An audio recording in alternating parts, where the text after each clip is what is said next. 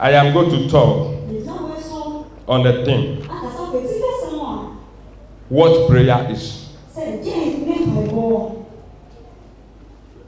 What is prayer? Because if I said this month is a month of prayer, what is prayer?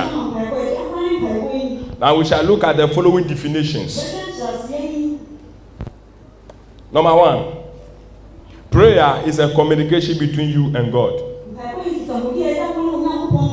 Communication means speaking, talking to somebody, and the person replying you, which we call code and decoding. Number two, prayer is talking and listening to God. After you have spoken, you are waiting for reply.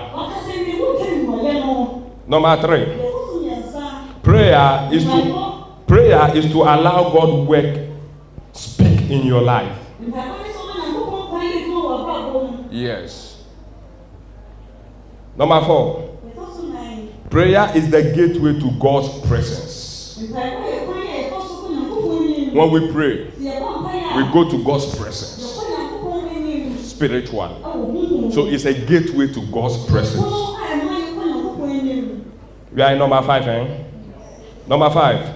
Prayer opens your spiritual eyes. As we keep on praying, every man of prayer, every woman of prayer has the ability to see. So prayer opens your spiritual eye. That is what prayer is all about. Prayer makes you to be sensitivity. When you are praying, when you are a man of prayer, when something will happen in your family, when something will happen in your business, if something will happen in your marriage, if something will happen in your life, you will know. It gives you the ability to sense it, It gives you sensitivity. You are not dull in the spirit. You are very active and very sensible. You sense things. So prayer gives you all this edge. We are in number what? Number 7, eh? Number 7, prayer is the key of the morning and the boat of the night. When we get up in the morning and we pray, all that we say, it guides us throughout the day. And in the night, when we talk about boat, we lock it. So when you are going to sleep, you lock all the channels that the enemy can operate through you. You say, I sprinkle the blood of Jesus upon my house. I soak my business into the hands of God. I soak my children into the blood. So as you do that, you have closed it. Then you sleep.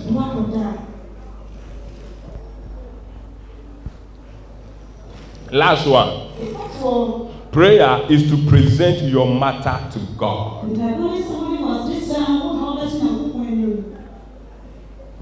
With all these points that I gave you, I would like to also explain. So number 1, what is prayer? I've defined prayer to you. Number 2, which is, so you do A and B. So B, there are different kinds of prayers. Number 1, prayer of faith. Number 2, prayer of petition. Number 3, prayer of commitment.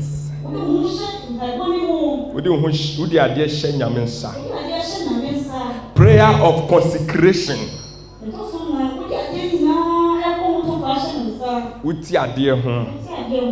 Prayer of agreement. Prayer of warfare, which is more focused on the wicked forces.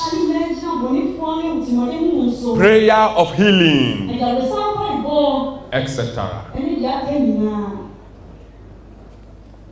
See, for your prayer to be effective,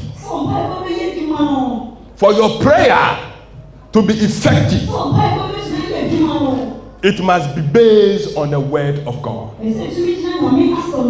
That is C. Effective prayers are based on the word of God. When you pray and it's not based on the word of God, it's just a noise. that you are making, it doesn't change anything. But when it's based on the word of God, it becomes effective and very powerful. Prayer can be attitude or action.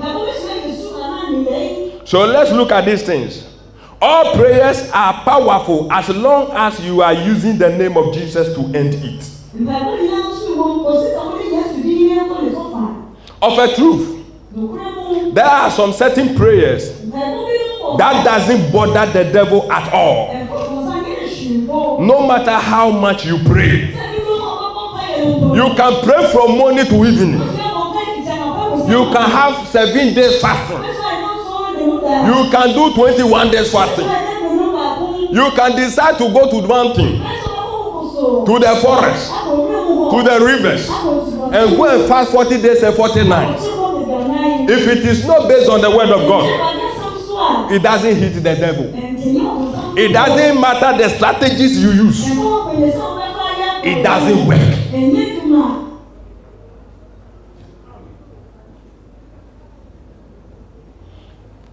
It doesn't challenge him because you are not basing it on the word of God. It's just a noise.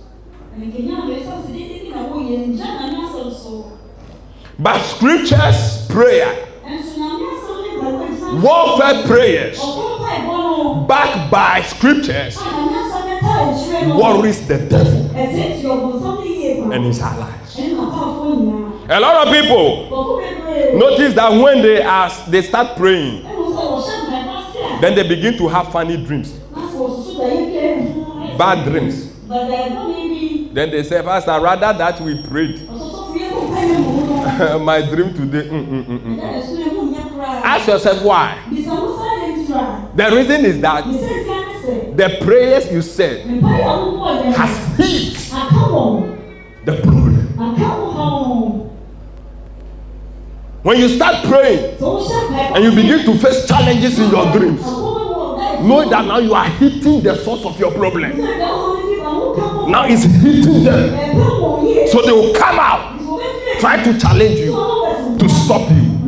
But at that point in time, that is where you must now strengthen it and fire more so that you scatter them. Then you'll be successful.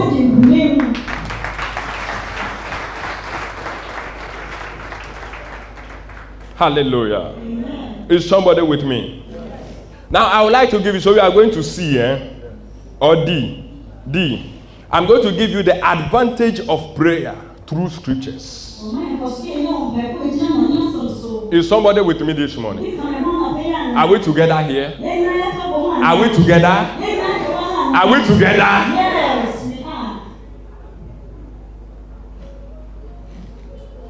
When you pray, prayer-based or scripture-based prayers, these are the advantages. And this one we will be reading.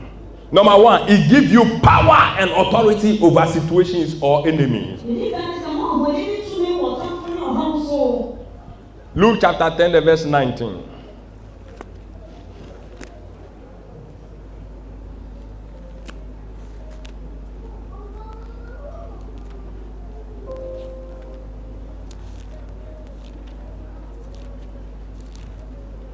Luke 10:19, this is how it reads.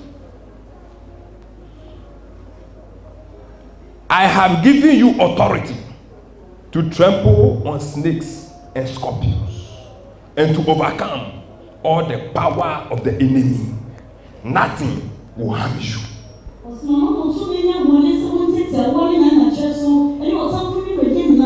Jesus said he has given you and I power.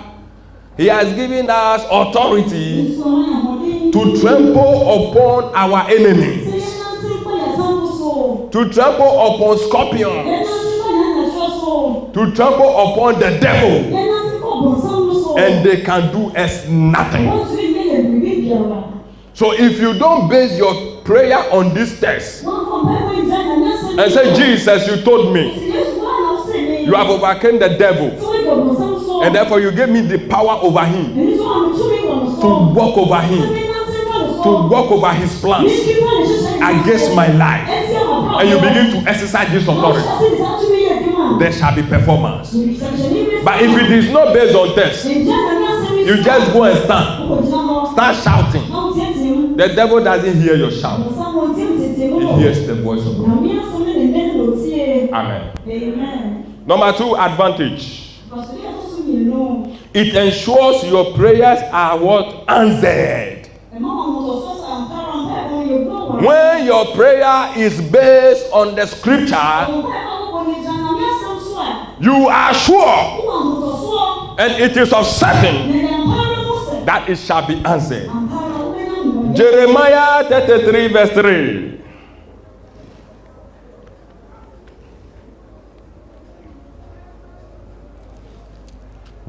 It reads, call to me and I will answer you and tell you great and what?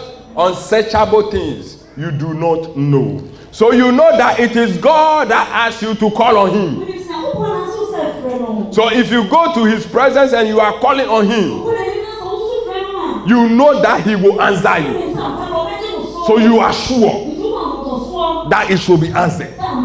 He himself said, call me, I will answer you, and I will show you things that are in your family, things that are in the area that you are working, things that are in where you are living, that has been covered.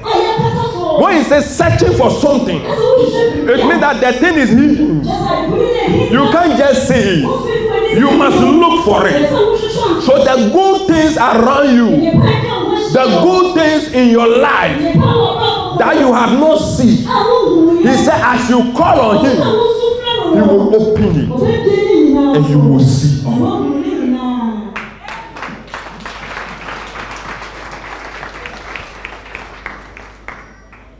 Number 3, it dispatches the angel of God to work on your request. Before angels will move from heaven and come down and work on your request, then it must be based on the word of God. You can't just come and stand and say, above what? Angels, come down. Angels, come down. Go to Kumasi, go here. They will not come. They only listen to what God, the one who created them, said. So when you quote them, they will move. Psalm 103, the verse 20. Psalm 103, the verse 20. Praise the Lord, you his angels, you mighty ones who do his biddings, who obey his word. Praise the Lord, you his angels,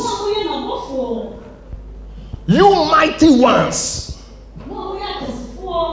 who do his biddings.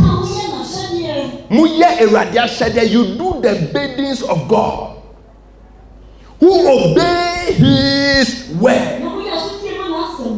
So as we can call them to come, it must be based on the word. Because the angels, they perform the biddings of God, but they obey the word of God, not the word of man, but what God said. When you quote them, they obey it. Hallelujah. Amen.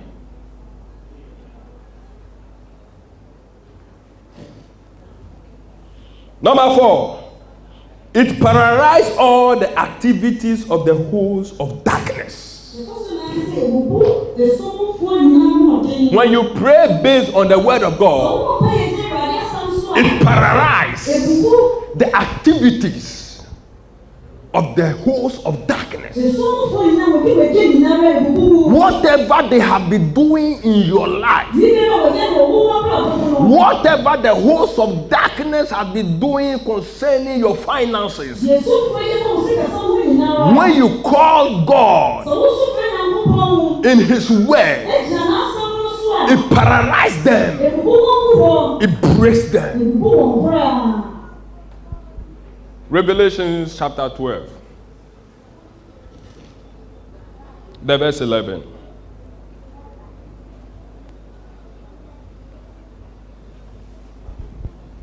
They overcame him by the blood of what? The Lamb. And by the word of their testimony. They did not love their lives so much as to shrink from what? Death. So the angels that overcame the devil when he rose against God, Angel Michael and his other followers fought the devil. And Bible said that they overcame the devil based on two things. Number one, the blood of Jesus Christ. And number two, the word of their testimony means the word of God. These were the things they used. These were the weapons, sophisticated weapons the angels used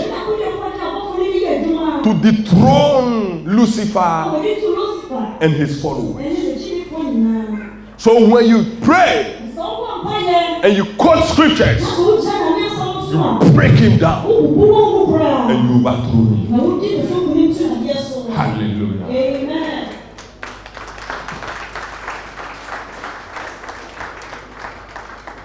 Are we together this morning? Yes. Somebody, are you happy? Yes. Are you eating food? Yes. No. Are you eating food? Yes. Are you drinking water? Yes. More. I thank God that you understood what I said.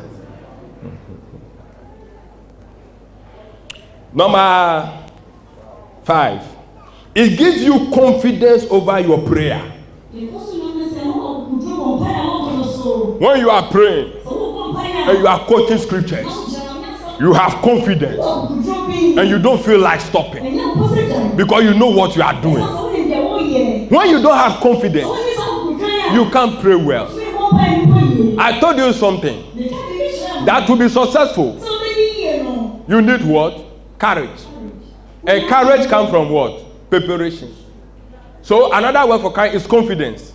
So for you to be confident in anything you do, you must be prepared. If you don't have command over the Bible, you don't know scripture, you don't know text, you don't know what to say, you go stand there and you talk within 5 minutes or 2 minutes and your words are gone. You don't know what to say again.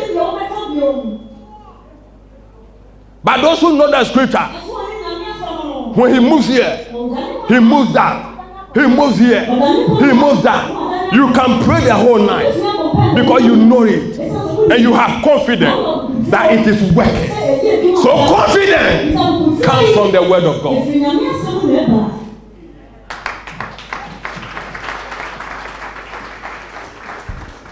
Hallelujah. Sometimes some of ladies or some of the guys will say, I've been praying, I can't stop. The whole night I couldn't sleep. What is making you like that? It is not your noise. Your noise cannot give you confidence. But you have the word. So you believe that what you are saying is working. And said the word of God is like a fire. So it's burning in you. And you know that as you are saying it, it's working. So that confidence alone will keep you from sleeping.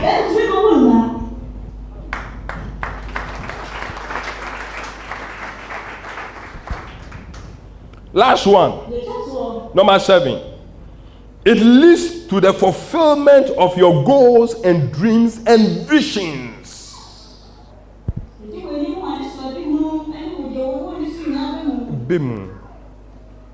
It leads to the fulfillment of your goals, dreams, and visions. John 14:13-14. And I will do whatever you ask in my name, so that the Son may bring glory to the Father. 14. You may ask me for anything in my name, and I will. Wow. And so, beloved, if you know this text does not limit us as to what we should ask and what we shouldn't ask. Because look at it, when we go back to 13, it says something. It said, and I will do whatever you ask in my name. Whatever. In my name. Jesus said, whatever you ask in his name, he will do it. So that if I'm asking something, I have this confidence that he can do it, so he will do it. And I'll not have it at the back of my for this one, for this one, for this one. I must use my own effort. I must try to help God. You cannot help God. There was somebody in the scripture who wanted to help God, and God killed him. When we come to the things of God, you can't help God, and I can't help God. God does what he said he wants to do.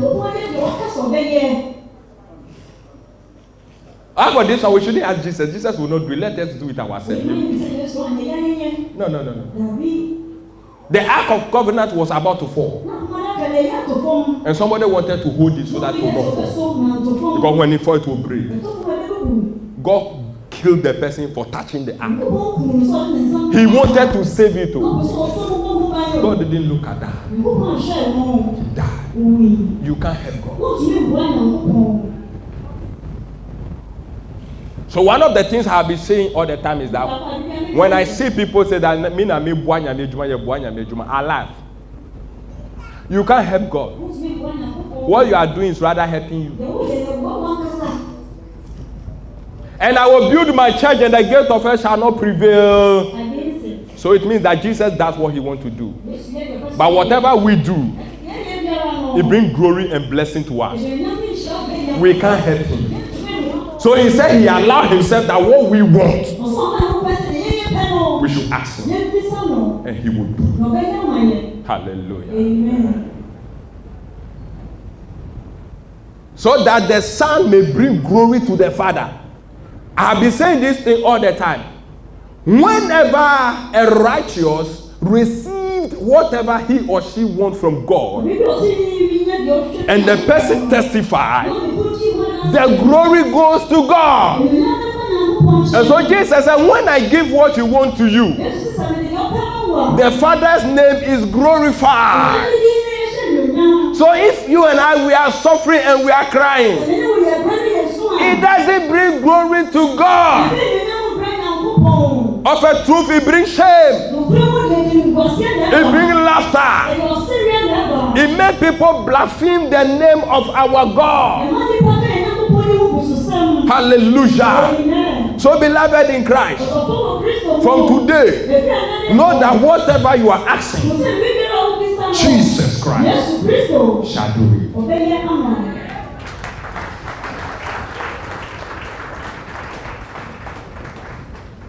Now, in conclusion, we shall look at the last one, then we come to end. What did the Bible say about prayer? So that I'm teaching you that we should do all this and we should base it on scripture. The advantages that we get when we pray through scriptures. Then, did the Bible ask us to pray? What did the Bible say about prayer? Isaiah chapter 56, the verse 7.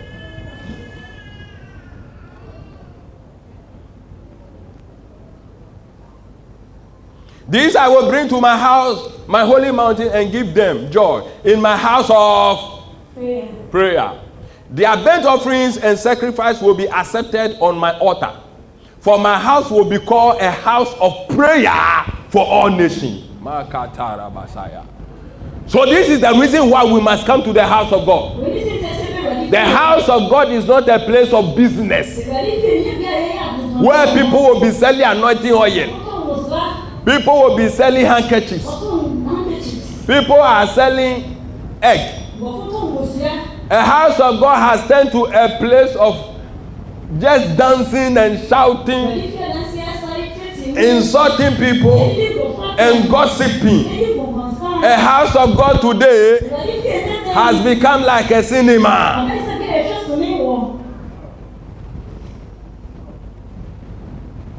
God said, I gave you my house that it will be a place of prayer for all nations. So the essence of coming to here is to come and do what? Pray.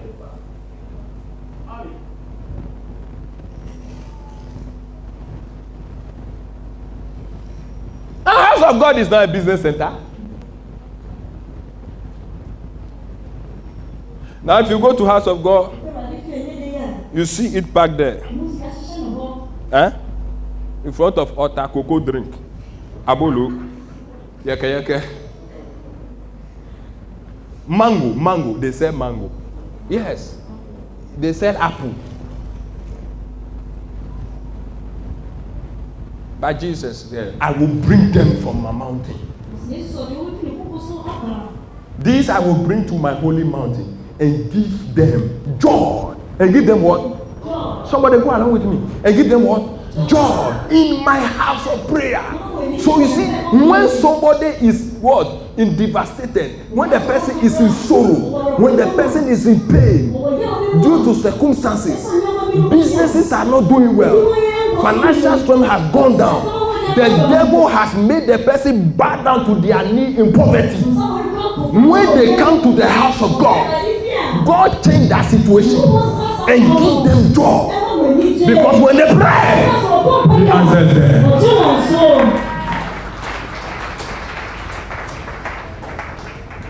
Hallelujah. Number 2, what prayers the Bible said about prayer? Matthew 6, verse 6. Let's go.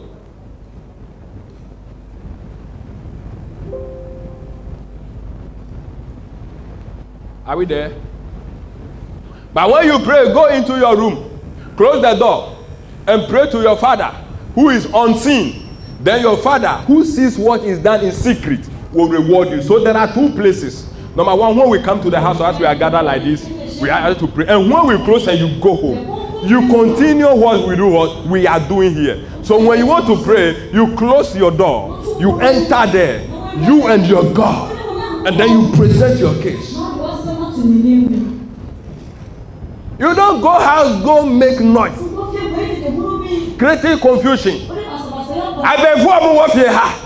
And now my question me you fasting my yeshi and then oyajimu clever and then my bubumu the whole environment no obiati wu and then mutie mi ye mitiamusu mom area ha mu person ni ba be ku abrabom mutie mi ye my breakimu you make noise. It's not like that. From today, change it. When you enter your room, close the door. You see, let me tell you something. I beg of you. This is my wife, Axel. I've never shouted in prayer before in my house. I mean, when I sleep, that's when I pray most.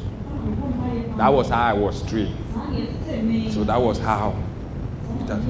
When I sleep, that was when I pray. So when you think I'm sleeping, forget it. Because I understand these scriptures. He said, whatever you ask God in secret, He will reward you outside. So after you finish, when you go out, they bring somebody that is sick. You stretch your hand. The person is sick. Nobody saw you praying. They have never seen you going to any mountain to go and fast. So they will not understand your secret. You do it in your closet. So when you come out, you begin to stretch your hand. You begin to speak with authority. And God will perform them. From today, change your tactics. Change your strategy. From church, when you go home, enter your room. Tell them you are going to sleep. Just say so. So they think you are sleeping. Then you are doing your work. 1 hour, 2 hours. You are in the room. They thought you are sleeping. But you are doing your business. And when God begins to reward you outside, nobody can stop you. Amen. Last one, then we bring it to an end. Matthew 4, the verse 3 to 4. I wanted to look at something there.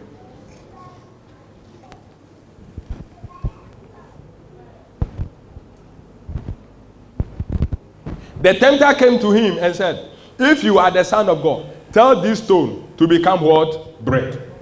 Move on. 4. Jesus answered, it is written, man does not live on what? But every word that comes out of the mouth of God. So, from here, the verse 4. It means that Jesus Christ was telling him that everything God said concerning prayer, concerning anything that have to do with his word, that is what we must base on. So as I am bringing the message to an end, I want you to take this scripture that I gave you seriously. That it is not only bamboo, it is not only the sausage, it is not only the food you eat that will give you life, but the words I spoke to you, I read to you, they are life and they are spirit. God bless you. Amen.